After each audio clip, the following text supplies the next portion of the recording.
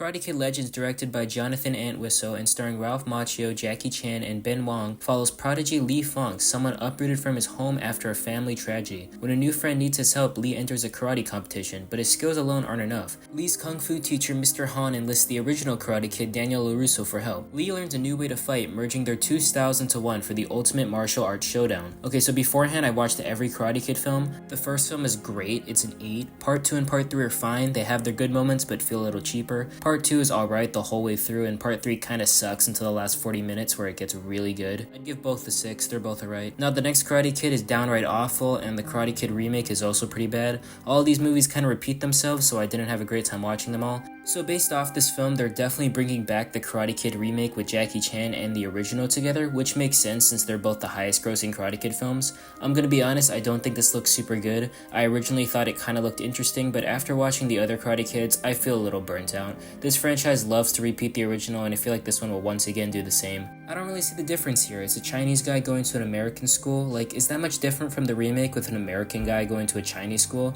Not really. The idea of merging the two styles could be interesting. I mean, I like Daniel, and Mr. Han is okay, I guess. Hopefully they make Daniel and Mr. Han different from their original films. I don't know, this feels kind of generic and desperate, like playing the old songs from the first. I just don't see a ton of potential here. This might be the first time on this channel where watching the other films significantly lowered my excitement for this one. I think it could be good, but I really don't know. I'll be back with my initial thoughts. Okay, the fan service kind of worked on me because this was actually pretty good. I'm kind of in a busy area, so I'm going to make this quick. It had the editing was rough, very rough, but the cinematography, the acting, it was all quite good. It was shockingly good. It's probably my second favorite behind the original. I don't want to say much more because I gotta wrap this up fast. I'll be back with my full review. Can you feel the light? Okay, so the new Karate Kid we get in this movie, Lee Fong, is actually very good. He's easily the second best lead in the franchise, besides Daniel, obviously. They actually make him a lot more different than Daniel. He's obviously still kind of similar to him and goes through very similar situations, but they still make him feel very different. The actor for him, Ben Wang, was actually super good in this movie, probably my favorite performance out of everyone. He's a lot more socially awkward than Daniel, and the movie tries a lot less in making him come across as cool. I actually really like this approach because despite the movie not trying, he's still like a pretty cool character. All his martial art tricks in this film go really hard. He's also just a pretty well written character. His arc surrounding the family tragedy of this movie is pretty strong.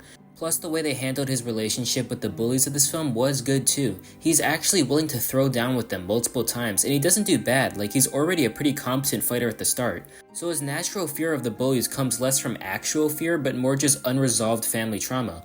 I like this guy, he was a very strong lead. Not sure how most people feel about the boxing plotline of this movie, but I thought it was really good. A lot of this film takes place over our lead trying to train this older retired boxing guy to fight like kung fu so he can win money for his family. I thought this plot was really fun. The montages are really strong, the way they use a pizza restaurant as a way to train was cool. This part of the movie stands out on its own, and it doesn't have any fan service to elevate it. It was just a straight up good part of the movie. I did feel it was kind of pointless to the overarching story, but the direction they take this plot really ties into our lead's struggles around family trauma. Like, it actually ties into the movie plot-wise, but it also ties into the movie character-wise. I thought this plot was very fun and actually ended up playing a crucial part in this film's plot. Okay, so this movie has very good fights. They have a lot of cool visuals that pop up throughout this film. At the start of this movie, they have some really cool Chinese to English translations. They kind of stopped doing them, but it still shows that this movie was willing to get creative with its visual style. In the first scene of this film, they have some actual 2D animation, which was a cool way to let us know what happened after the first couple Karate Kid films. Anyways, I'm bringing these visuals up because they eventually end up popping up in fights. The first couple fights we get in this film have no cool visuals, but they're still pretty good. They look really nice besides the wonky editing, which I'll get into later.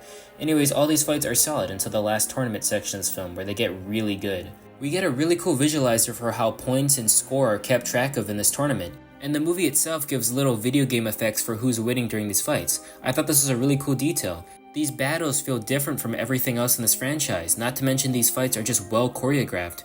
Besides the visuals, there's a lot of cool attention to detail like the slow-mos and freezing, which all work for the aesthetic these battles are going for. These fights throughout the tournament feel very different from the original, which was the only other movie to do tournament fights. Anyways, the final fight for this movie is my favorite scene of the whole film. It's actually pretty stressful and it conveys info really well. You can feel the struggles here. They even bring back the boxing plotline in a cool way. It kinda has everything. It kinda sucks they got rid of the video game effects for the final fight, but I still thought this was a great moment in the movie. Okay, the editing here was pretty bad. It can feel very messy at points during this movie, especially when it zooms in or cuts way too often.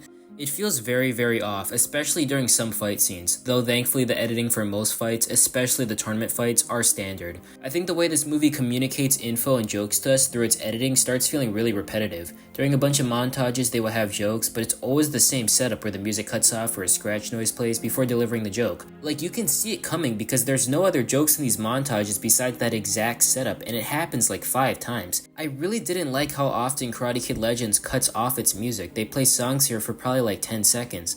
Kinda messed up, I only heard Hula Gang for like 10 seconds. Come on, that's a banger. Play it a little longer. Anyways, there's more weird stuff with the editing. The boxing fight felt really off. The editing made it seem like they had no plan at all. Plus, the training montage was really weird. They had like 10 separate ideas going at once, and for some reason we go in a rhythmic pattern between all 10 of these ideas. And it felt really off, and I had no idea what was going on. As much as I tried to shake it off, my issues from the marketing still kinda lie here. This movie sometimes does not feel real. To elaborate, it kind of feels extremely fake and put together at points. The actual emotion of this movie was not felt on me, and I think it's just because it didn't feel like genuine care and more like a device to move the story along. I still think this family trauma plotline is good for our lead, but I don't feel actual emotion here because it's not really treated like that. Plus, some actors here are just not doing a good job. Again, I think Ben Wang did a really good job as the lead, but there are some really bad moments here with the acting. The love interest played by Sadie Stanley wasn't doing it for me. There are so many moments that feel phoned in, like I don't know how to describe it, but she just doesn't feel like a real person. I can only see an actor memorizing a script. I think this might just be weak directing. Everyone has a line or two like this in the movie, so it might just be the director's fault. Yeah, I'm gonna be honest, this is my second favorite Karate Kid movie behind the first. I guess there's not really a lot of competition, but I don't really care. I actually had fun with this one. Favorite aspects would have to be the tournament fights, the new Karate Kid, and the boxing plotline. Least favorite aspects would be the corporate fake feeling and editing. And so I'm gonna give Karate Kid Legends a solid 7 out of 10. Thanks for watching, watch my core video, like, subscribe, and this is an epic outro. Dude, Tanner, you gotta stop with the knife tricks, man. That thing is not like dull. It is dull. Tanner? You're dull. Oh my